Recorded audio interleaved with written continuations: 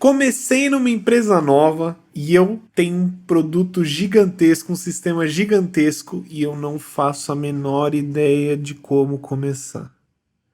Fica aí, galera, que eu posso dizer para vocês que os seus problemas acabaram. Hoje eu venho trazer aqui para você como você vai criar os testes, o que você vai automatizar primeiro e o que você pode priorizar para depois. Então, o que é prioridade para trazer ali na automação e o que não é. Fica comigo, galera. Eu sou o Meni e bora pro vídeo. Então tá, time. Eu posso falar aqui com muita propriedade que cada lugar que você começa em uma empresa tem um processo diferente. Tem um projeto diferente, tem um produto diferente, uma forma de se trabalhar diferente. Até aí, tudo bem. Mas uma das coisas que acontece muito é quando você chega no projeto e esse projeto já é gigantesco. E aí vem o seu líder, né, ou o PO, e ele fala assim, então, Meni, nosso projeto não tem nenhum teste. Assim, se não tem nenhum teste unitário, aí você tá lascado. Mas eu tô falando aqui sobre teste automatizado. Outro dia a gente pode falar sobre os testes unitários. Mas o seu líder técnico, ele chega e fala assim, não temos nenhum teste. Nós precisamos começar a fazer a automação. E é para isso que você veio. E esse é o nosso sistema. Aí ele abre para você assim o sistema e aí você vê um sistema que tá, sei lá, rodando há 2, 3 anos. Nunca foi criado um teste automatizado para ele. E aí você fala assim, meu Deus, por onde eu começo? Ai, ai. Eu tô rindo, galera, porque isso acontece demais. Então, se você começou em uma empresa nova, entrou como um QA que vai trabalhar com automação, ou que vai fazer os dois, né, tanto teste manual quanto automação, você vai ter que sim criar ali um plano de teste para esse sistema. Também existe o caso de já existir uma automação e você seguir ali o que já está acontecendo. Nesse caso, eu acho que é até um pouco mais simples, tá? Para você começar, porque você já vai ter ali uma arquitetura funcionando, né? Obviamente, aí depende se tem alguém mantendo essa arquitetura ou não, mas vai ser mais fácil porque você já vai ter meio que ali as coisas já encaminhadas, já vai ter alguns cenários cobertos, né? Eu imagino, pelo menos. Mas vamos pensar que você está começando do zero. E eu vou te falar que isso não é nada incomum, tá? Eu trabalhei em várias empresas aí durante esses 8, 9 anos que eu já estou trabalhando como QA.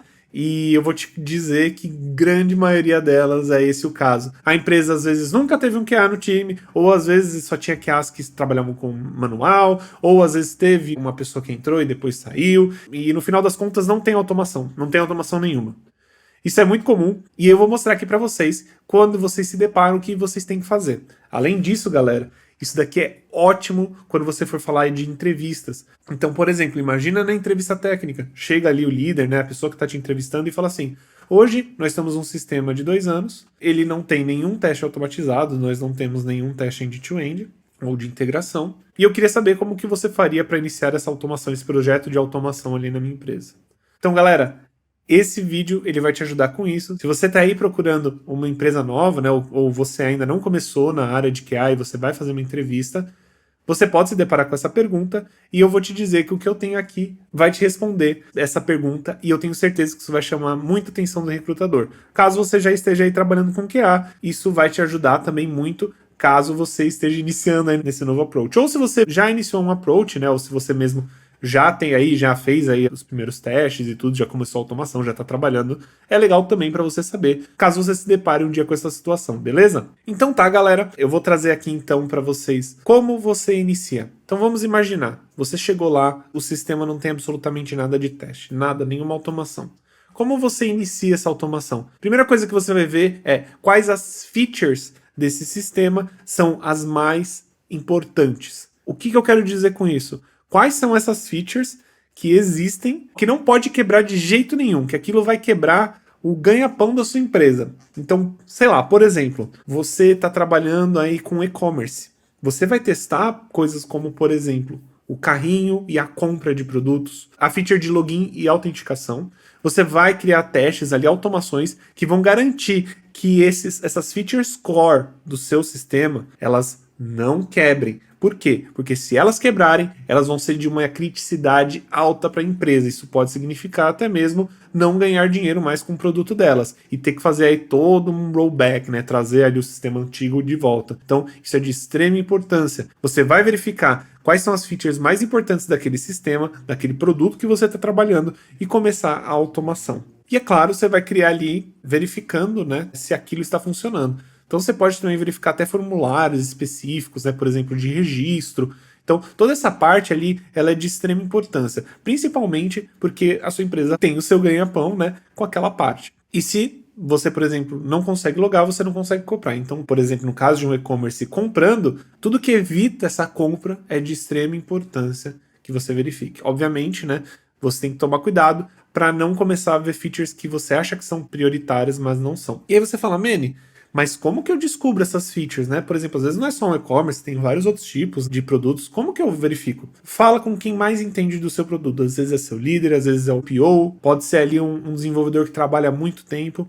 Tenta ver, né, como que o sistema funciona, pede para ele te explicar como o sistema funciona e você vai ali definir, tá, então agora vamos ver o que aqui não pode quebrar de jeito nenhum. Obviamente, muitas vezes vão te responder, nada pode quebrar, hein? Mas você tem que ter certeza que aquelas features core do seu sistema não vão quebrar, certo? Então crie automações focadas nisso. Beleza, Manny. Consegui criar aqui, eu verifico lá se meu carrinho ele consegue encher, né? Se eu consigo colocar coisa no carrinho e comprar. Eu consigo ver se a parte de credit card, né? Se eu consigo fazer uma compra, tá funcionando. Eu também consigo ver se tá autenticando, né? O usuário tá logando, ele consegue se registrar. Tá tudo funcionando. E agora, o que eu vou fazer? Então vamos lá. Eu vou continuar ainda com a ideia do produto sendo um e-commerce, né? No caso, o sistema sendo um e-commerce. Então agora você vai criar a jornada do usuário, tá? E o que eu quero dizer com a jornada do usuário? São os caminhos, os cenários que o usuário vai se utilizar mais. Então, por exemplo, estou trabalhando com um e-commerce.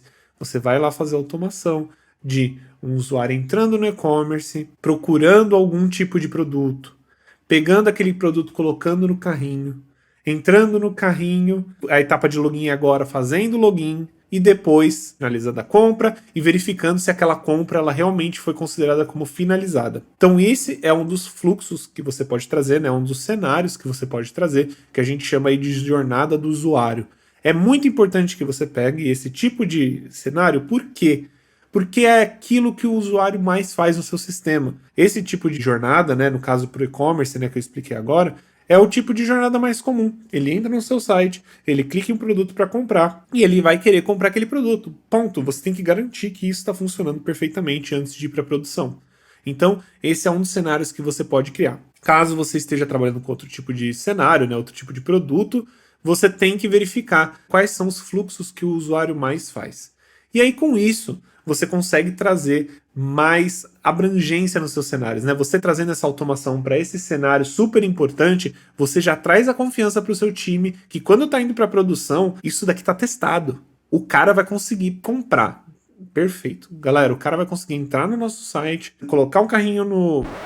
colocar um carrinho na compra é complicado. Colocar uma compra no carrinho e fazer a compra finalizar e dar como sucesso. E aí é óbvio, vai ter uma infinidade de outros cenários e você pode ir abrangendo, né? No caso, é verificar se está removendo do carrinho, então você adiciona um produto no carrinho e remove para ver se a remoção está sendo feita corretamente, né? Verifica se ainda está no carrinho ou não. Ou, por exemplo, ele colocou para pagar com um cartão, só que depois ele troca de cartão e depois ele cancela, ver se o cancelamento foi feito, né? Então trazer ali um cenário de sucesso, né? Que é a compra, e trazer um cenário de falha, né? Que é não ter comprado, cancelar a compra, né? Ou caso ele esteja tentando comprar uma coisa com um cupom diferente, verificar se aquele cupom está passando, ou se o cupom ele deveria ser inválido, então ali fazer um teste de falha. Então você pode sempre trazer esse tipo de cenários. Obviamente, pensando ali na jornada que o usuário mais faz, naquela trilha que o usuário mais faz, tá? Quanto mais você se focar nesse tipo de cenário, mais importante ele vai ser. Obviamente, galera, uma coisa que eu quero trazer aqui para vocês. Cuidado para não trazer cenários gigantescos e com performance ruim, porque seu teste vai demorar muito. E ninguém quer ficar rodando aí teste que roda 50, 1 hora, 2 horas, tá? Eu já vi teste aí que demorava 2 horas para terminar de rodar, quebrava coisa no meio, porque ele estava mal performático, não estava verificando. Então tome cuidado. Os testes, mesmo eles sendo de front-end, eles têm que ter um limite de tempo. Eu gosto de trabalhar com o limite de tempo aí, dependendo da máquina que você está usando, de no máximo 5 minutos, tá? Obviamente isso depende muito do ambiente que você está trabalhando, do tamanho do sistema, da performance até mesmo do sistema. Tudo isso manda na velocidade do seu sistema e você tem que saber disso. Porém, não vai me fazer uma automação gigantesca aí que tem uma performance de uma batata, né?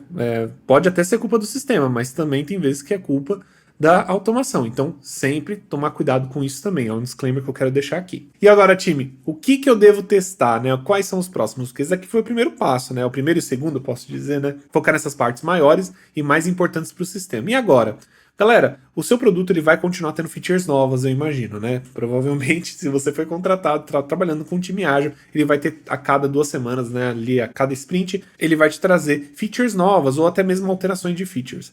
Então, nesse momento, você pode trazer a automação para esse lado. Obviamente, né, depois que você finalizou aqueles testes, né, da jornada do usuário, trazendo cenários end-to-end, que são bem significativos para a empresa, né, para o sistema, é muito importante que você também traga ali a automação dos novas features que estão sendo desenvolvidas ou das features que estão sendo atualizadas. Então você vai criar automações pensando ali num cenário na qual você está utilizando aquela feature nova. Então, por exemplo, a gente implementou uma feature nova que agora no seu perfil você consegue alterar os seus dados, antes não dava.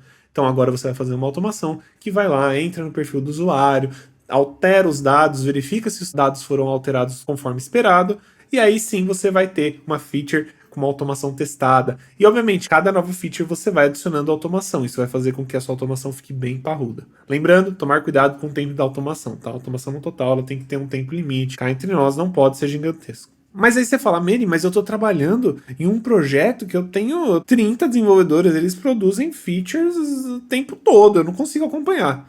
Bem, se você está trabalhando nessa situação, que eu vou te dizer que isso foi um caso que aconteceu comigo, sim, você não tem como acompanhar tanto desenvolvedor, você não tem como acompanhar tanto desenvolvimento de feature. Então, é muito importante que você crie um plano aí das features que já entraram, priorize, né, quais as features são mais importantes, ali você pode priorizar com o seu PO, você pode priorizar, trazer uma reunião para priorizar isso e fica tranquilo, é bem normal, tá? Você não conseguir acompanhar os seus desenvolvedores, se você tem tanto desenvolvedor assim, né, se tem uma quantidade maior do que você consegue acompanhar, então você tem que criar ali a prioridade, então ver quais as features que estão sendo lançadas e você vai ter que trabalhar ali com um step atrás, né? Então, tipo, a feature foi lançada e ela vai ter que esperar um pouco ainda para ser automatizada. Considerando, claro, que você não tem bandwidth, né? Que você não tem aí quantidade de pessoas para trazer automação junto com o time. Mas o ideal mesmo é que você traga essa automação para quando a feature for entrar para produção, né? Para que aquela automação já teste já aquela feature antes mesmo de ir para produção. Cerejinha do bolo. Mas eu entendo aí, galera, é muito, muito comum você não conseguir fazer isso. Inclusive, já aconteceu muitas vezes em outras empresas, porque normalmente tem menos QA do que deveria nos times, ou tem muito desenvolvedor e eles acham que trazendo um automatizador vai ajudar tudo. Mas, bem, é como as coisas funcionam e você tem que fazer o seu melhor. Então, trazer essa organização, né, priorizar o que você vai fazer primeiro é excepcional e vai trazer ali uma garantia de qualidade para o seu sistema muito boa. E, galera, outra coisa que eu tô deixando por último, tá? Eu não quero que ela pareça ser a menos importante. Você vai fazer a automação dos bugs. Legal? Manny, como assim fazer a automação dos bugs? Caso um bug seja encontrado no seu sistema, é muito interessante que você crie uma automação que faça exatamente aquele fluxo que o bug foi encontrado e verifica se aquele bug está acontecendo. Por quê? Porque se o bug ele acontece uma vez, pode ser que ele aconteça outras vezes, de algumas formas um pouco diferentes, porém ali naquela mesma feature, né? Então, é muito interessante você criar essa automação que vai lá, testa aquele cenário específico que você tem aquele bug encontrado e você aí consegue trazer mais qualidade ainda para o seu sistema. Então, você está garantindo que um bug que já foi encontrado, mesmo que ele apareça de novo, ele não vai ser deployado em produção. E você vai garantir ali, o bug não vai para produção e não vai parar na mão do usuário final. Esse tipo de maturidade de automação, né, uma automação que tem tudo isso, é ótimo, vai trazer uma qualidade absurda para o seu produto, vai trazer uma segurança de deploy incrível para o seu produto. Se você tiver uma maturidade de automação, né, de automação que vai testar tudo isso, vai fazer com que o seu produto seja basicamente a prova de balas. Óbvio, Galera, todo sistema tem bug. Repita comigo, todo sistema tem bug. Não existe sistema sem bug. Mesmo aquele que você está usando, você nunca viu um bug, pode ter certeza que aquele sistema tem bug. Porém, a ideia do QA é ser o guardião da qualidade e garantir que não existam bugs que quebrem a experiência do usuário ou bugs encontráveis, né? Então, obviamente, ele pode ter bugs ali atrás que você acaba não percebendo, nem mesmo o QA, nem mesmo o usuário, tá? É muito, muito comum. Na verdade, é em todo o sistema.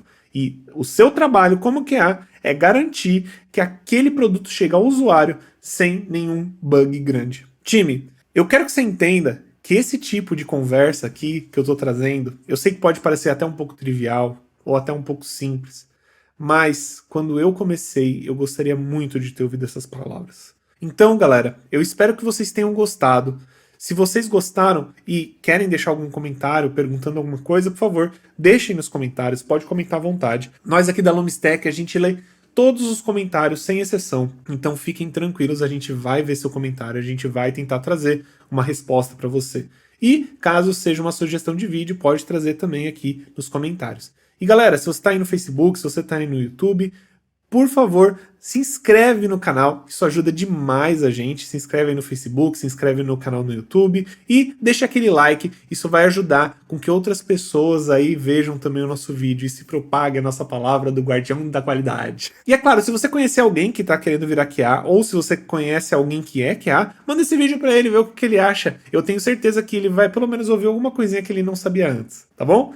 Galera, eu espero que vocês tenham gostado e até uma próxima. Tchau, tchau!